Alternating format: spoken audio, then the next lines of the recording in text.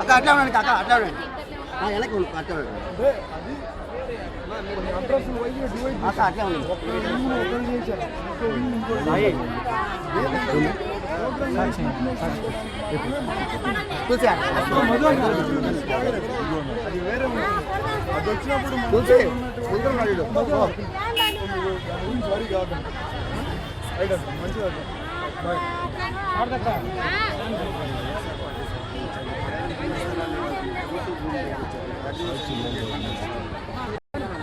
నేను అసలు నేపథ్యం ఏంటో చెప్తాను. ఏం జరిగింది స్థానికంగా ఉండే శివజ్యోతి నగర్లో 101/5 సర్వే నెంబర్లో దళిత పత్రికా విలేకరులకు ప్రభుత్వం భూమిని కేటాయించింది. ఇది చాలా సంతోషించదగ్గ విషయం. కాకపోతే ఆ చుట్టుపక్కల పరిసర ప్రాంతాల్లో 20 ఏళ్ళుగా ఉన్నటువంటి పేదవాళ్ళకి వాడులలో ఉన్నారు. వాళ్ళకి ప్రభుత్వం ఎలాంటి హక్కుని అక్కడ కల్పించలేదు. ప్రభుత్వ పథకాలు అనేకం ఉండొచ్చును కాదు, అంటే మన ఇంద్రమ్మ ఇళ్ళ లాంటివి 7-8 సంవత్సరాలుగా వీళ్ళు ఎన్ని అర్జీలు పెట్టుకుంటున్నా ప్రభుత్వం వాళ్ళ దగ్గర డిపాజిట్లు అయితే తీసుకునింది, కానీ వాటికి ఎటువంటి స్పందనను కానీ ప్రభుత్వం తెలియపరచలేదు. ఈ విషయంలో ప్రభుత్వం దారుణంగా వైఫల్యం చెందింది. దీనికి నైతిక బాధ్యత వహిస్తూ ఈ మిగిలిన స్థలాన్ని పేదలకు కేటాయించవలసిందిగా మేము పోరాటం అయితే చేస్తున్నాం. దానిని ఆర్డీఓ గారి దృష్టికి మేము తీసుకెళ్ళాం. మీరు అన్నట్టుగా ముందైతే వీళ్ళందరూ కూడా అక్కడ గుడిసెలు వేసుకున్న మాట వాస్తవమే, కానీ ప్రభుత్వం పైన ఉన్న గౌరవంతో మేము ఆర్డీఓ గారిని అప్రోచ్ అయినాం. ఆయన ఒక స్పష్టమైన హామీని ఇవ్వడం జరిగింది. క్రితంలో అంటే కిందట ఈ పత్రికా విలేకరులకు ఇచ్చిన దానికి కూడా కొంత టైం అయితే పడింది. మేము ప్రభుత్వంతో మాట్లాడి చేసాము. దీనికి కూడా కాస్త సమయం పడుతుంది, మేము చేస్తామన్నారు. ఒకవేళ పొరపాటున అలాంటి ఏదైనా జరగకుండా పోతే ఖచ్చితంగా ప్రభుత్వం వీళ్ళ యొక్క ఆగ్రహ జ్వాలని చూడాల్సి వస్తుందన్న హెచ్చరిక నేను చేస్తున్నాను.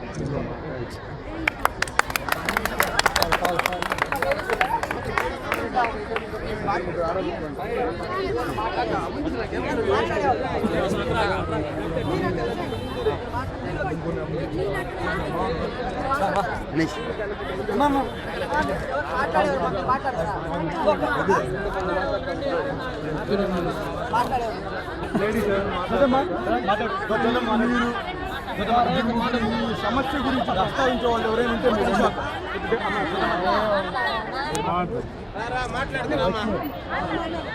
మాట్లాడుతురా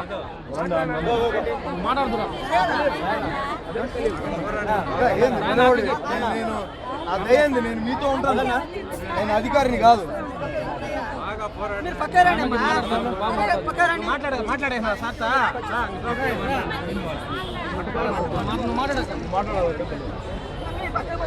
మాట్లాడే వాళ్ళు రండి,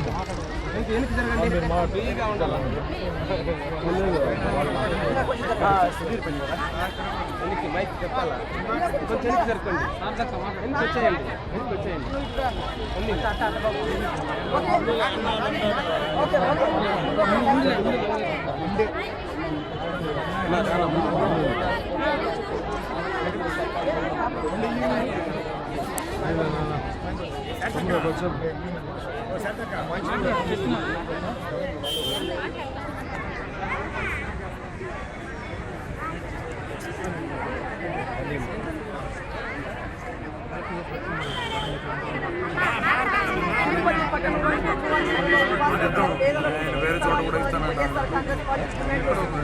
పేదల పక్షాన్ని వైఎస్ఆర్ కాంగ్రెస్ పార్టీ ఆర్టీఓ కార్యాలయం ఇసుక ఆందోళన చేసి ఈ కార్యక్రమానికి పెద్ద ఎత్తున మహిళలు వచ్చి చాలా కాలంగా ఇంటి స్థలాలు లేని పక్షాలు వాటి తరఫున వైఎస్ఆర్ కాంగ్రెస్ పార్టీ పోరాడుతుంది. ఇక్కడ చాలా మంది ఉన్నారు, చెప్పండి ఇవాళ ఎందుకు ఈ ధర్నా చేపట్టారు మీ ఉద్దేశం?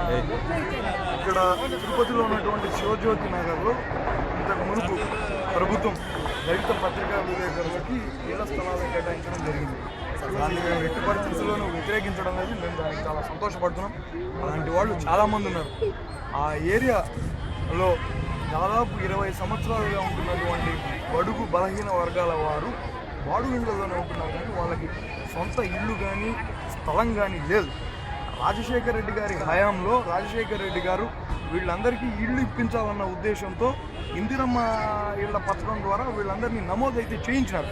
ప్రభుత్వం ఆ డిపాజిట్లు కూడా తీసుకుంది, కానీ ఆయన చనిపోయిన తర్వాత ఈ ఇందిరమ్మ ఇళ్ల గురించి పట్టించుకోవడం లేదు ఈ ప్రభుత్వం పూర్తిగా. వీళ్ళు ఎక్కడ ఉండాలా, వాళ్ళకి అందాల్సిన కనీస వెల్ఫేర్ స్కీమ్స్ జనానికి అందకుంటే అక్కడ ఖాళీగా ఉన్నటువంటి స్థలం పైన వాళ్ళు హక్కు కోరుకుంటారు. అదే ఇప్పుడు జరిగింది. ఆ పత్రికా విలేకరులకి ఇచ్చిన స్థలం కాకుండా పేదల పక్షాన మీ పార్టీ ఎలా అండగా నిలబడింది? ఖచ్చితంగా మేము అండగా నిలబడతాం. అందులో నిస్సందేహంగా నేను మీకు చెప్తున్నాను. ఈరోజు మేము ఆర్డీఓ గారికి ఈ దగ్గరికి వచ్చి ఈ సమస్యను పరిష్కరించవలసిందిగా, వీళ్ళకి పట్టాలు ఇప్పించవలసిందిగా మేము కోరాం. కానీ ఈ ప్రభుత్వం చేస్తుందన్న నమ్మకం మాకైతే లేదు. ఒకవేళ చేస్తే మేము సంతోషపడతాం, చేయకపోతే జగన్మోహన్ రెడ్డి గారు ముఖ్యమంత్రి అయిన తర్వాత జగన్మోహన్ రెడ్డి గారు ఒప్పించి ఖచ్చితంగా ఆ ఇళ్ల పట్టాలని వీళ్ళకి ఇప్పించే విధంగా చేస్తాం.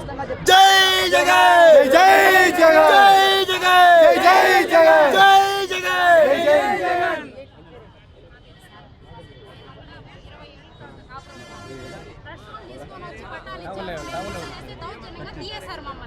అదేం సార్ ఫ్రెష్ వాళ్ళు తీసుకొచ్చి ఇచ్చారు కదా, వాళ్ళకి ఇచ్చిన పట్టాలు మాకెందుకు, మేము కూడా పేదవాళ్ళం కదా, మేమే ఉండేవాళ్ళం కాదు కదా అని అడిగితే వాళ్ళు పోరాడి 2 సంవత్సరాలు పోరాడి తీసుకొచ్చుకున్నారమ్మా, మీరు కూడా పోరాడాన్ని తీసుకొచ్చుకోండి. అది వరకు కంచి నాటందంటే మాకు ఇచ్చే కావాలని వర్ధిల్లాలి అభినయ్ గారి నాయకత్వం.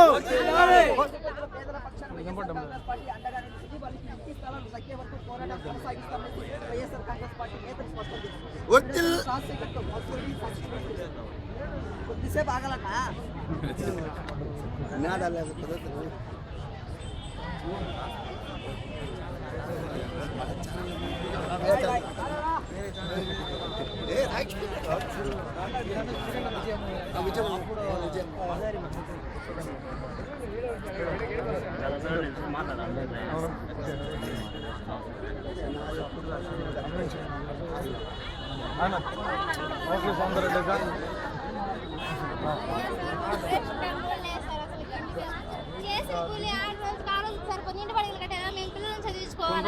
దానికోసమనే కదా మనం కొట్లాడింది. మా అభినయ్ గారు మాట ఇచ్చింది 10 రోజులు కూడా కాలేదు. ఇంకా వాళ్ళకి పత్రికా విలేకరులకి ఇవ్వడం, మనకి ఇవ్వకపోవడం ఏంటన్న ఒక లాజిక్ పైన కొట్లాడతాం. ఇంతవరకు మనకు లాజిక్ లేదు. అర్థమైందా? వాళ్ళకి ఇచ్చారు కాబట్టి మనకి తీరాలా. మనం ప్రయత్నం చేద్దాం, మనం ప్రయత్నం చేయాలి కదా. ప్రయత్నం చేయకపోతే రాదు కదా. నేను మీకోసమనే కదా ఇంత దూరం వచ్చింది. అవునా కదా? వస్తుందమ్మా కొంచెం ఓట్లు, అదే కదా మా సార్ చెప్పారు. దానికే కదా మనం అప్లై చేసింది. భూమి కోసమే కదా, భూమి కోసమే కదా మనం అప్లై చేసింది.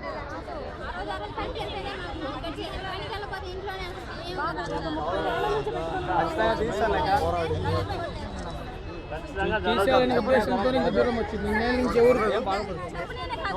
అవును సార్, మీరు ఇచ్చినారు కదా అప్లికేషన్.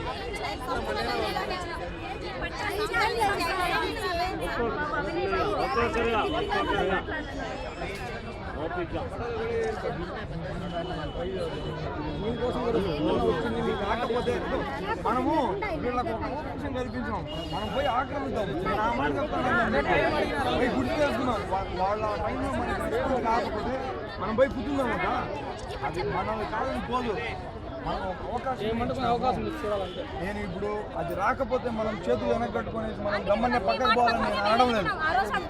ఆ రోజు నా మాటను మీరు గౌరవించారు. నేను మీకు ఆ రోజు స్పష్టమైన హామీ ఇచ్చిన, వీళ్ళ నుంచి మనకు రాకపోతే 11 రోజు పోయి కూర్చున్నాం. నేను కట్టుబడే ఉన్నాను. ఆయన చేస్తానంటున్నాడు కదా, నేను ఫాలో అప్ చేస్తాను. మనం కొట్లాడతాం.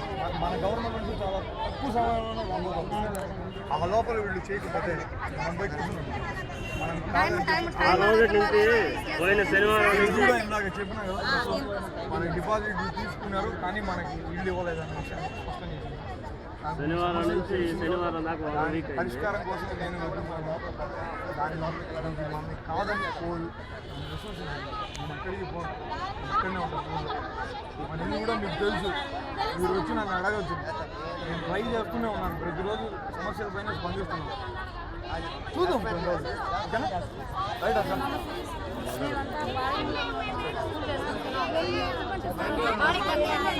ఇంకా నేను చూడండి ఖచ్చితంగా మీకు చెప్తాను చూడండి, నేను కొత్తగా చెప్పేది ఏం లేదు. అక్క వాళ్ళకైనా నేను ఒకటే చెప్తాను, మీకైనా ఒకటే చెప్తాను. మీకు అర్హులైన వాళ్ళకి ఇవ్వాలని నేను ఈ ప్రయత్నం చేస్తున్నాను. ఆ రోజు నేను ఎందుకు వద్దన్నాను అంటే, మీరు కాకుండా ఇల్లున్న వాళ్ళే ఇల్లు వేసుకుంటే ఆ రకాలు మీకు రావు, ఆ పరిస్థితి జరిగితే. అందుకనే నేను ఎంక్వైరీ నేయమనింది. రేపు నాకు ఇప్పుడు తెలుస్తుంది ఎవరికి ఇల్లు ఉన్నాయి ఎవరికి లేవన్నది నాకు స్పష్టత తెలుసు. వీళ్ళు లేకపోతే దగ్గర ఉండి వాళ్ళని ఖాళీ చేసి మనమే వేద్దాం, సరేనా? మనం కొట్లాడదాం. నేను నిలబడతాను. అదే సార్ కొట్టేది తాత కావడాది. మనకెంత వస్తుందో వాళ్ళకెంత వస్తుందో మనకెంత వస్తుంది. నేను వాళ్ళకి ఇంకా మనకు ఆ సమయం రాలేదు. ఆ సమయం వచ్చినప్పుడు మనం దానికి తగ్గట్టుగా రియాక్ట్ అవ్వాలి. చేయగలిగి చేస్తాను, సరేనా? సరే ఇట్లా పనిచేస్తాను చెప్పారు. ఆ రోజు కలిసాడు, మీరు కూడా మీట్ అయినారు. మీకోసం ఎంత దూరం వచ్చింది చేద్దాం, ప్రయత్నం. మాధవ వాళ్ళ అమ్మాయి. అవునా? నాకు తెలీదే.